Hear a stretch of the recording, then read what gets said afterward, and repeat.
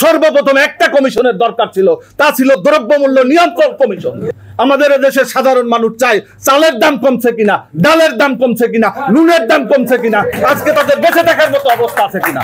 আমরা কোনো সংস্কার বুঝি না, আমরা বুঝি আজকে এই যতগুলো কমিশন হয়েছে সর্বপ্রথম একটা কমিশনের দরকার ছিল, তা ছিল দ্রব্যমূল্য নিয়ন্ত্রণ কমিশন। সেই কমিশন আজকে পর্যন্ত গঠন করা হয় নাই। আজকে আমরা দেখেছি আইন শৃঙ্খলার চরম খারাপ অবস্থা, প্রতিনিয়ত ডাকাতি, চুরি, মানুষকে হত্যা করা হচ্ছে, প্রতিনিয়ত চরম অবস্থা। আওয়ামী লীগের সময় এরকম ছিল না। তো যার কারণে এই যে দুরবস্থা থেকে রক্ষার জন্য আমি ধন্যবাদ জানাই বিএনপিকে। তারা বলেছে জনপ্রতিনিধিদের হাতে ক্ষমতা দেওয়ার জন্য অতি দ্রুত উচিত নির্বাচন দেওয়া, কারণ এই নির্বাচন দিলে নির্বাচন যারা আসবেন, বিএনপি ক্ষমতায় আসবে আমরা জানি না, জনগণ কাকে ভোট দেবে আমরা জানি না। জনগণকে ভোটের অধিকার দিলে, জনগণ যদি বিএনপিকে বা তার মিত্রদেরকে দেয়, তারা বলেছে যে আমরা 31 দফা আমরা সংস্কার করব। এবং এই যারা সুপারিশ করছেন, এদের সুপারিশ বাস্তবায়নও তাদের দ্বারা সম্ভব হবে না, কারণ পরবর্তীকালে এই সংস্কারগুলো চলমান প্রক্রিয়া। আপনি প্রত্যেকটা ঘরের ভিতরে কমিশন সংস্কার চলছে। আজকে বালিশ ছিঁড়ে গেছে, আপনি বালিশ কিনছেন, কালকে আপনার পর্দা ছুঁড়ে পূরণ হয়ে গেছে, আপনি কিনছেন।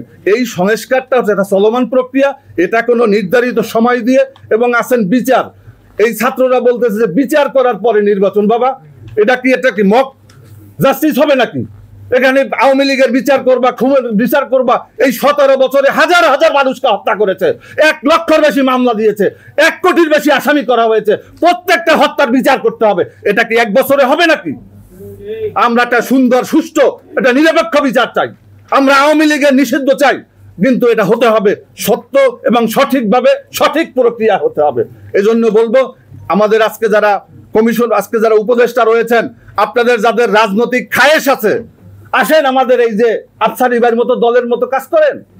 আপনি ডাক্তার মোহাম্মদ ইউনূসের প্রশাসনকে ব্যবহার করবেন, তার গাড়ি, টাকা পয়সা ব্যবহার করবেন। মান্না ভাই, আমি, এই মমিনুল আমিনরা, আমরা রাজনৈতিক, আমাদেরকেও বরাদ্দ দিতে হবে যদি এই নাগরিক কমিটিকে টাকা দেওয়া হয়।